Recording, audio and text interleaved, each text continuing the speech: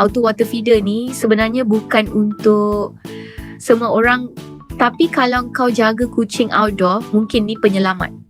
Auto water feeder ni sebenarnya sesuai untuk siapa. Dulu aku ingat benda ni barang ekstra. Letak mangkuk air biasa pun dah cukup, kan? Tapi bila jaga kucing outdoor, aku mula perasan satu benda pelik.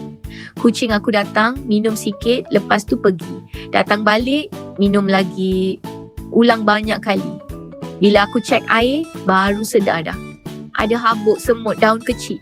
Rupanya bukan dia tak haus. Dia cuma tak yakin dengan air yang ada.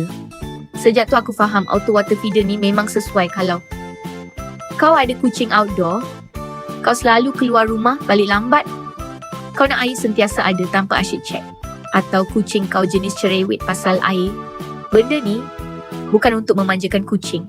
Dia cuma bantu kurangkan risiko air kotor bila kita tak ada depan mata.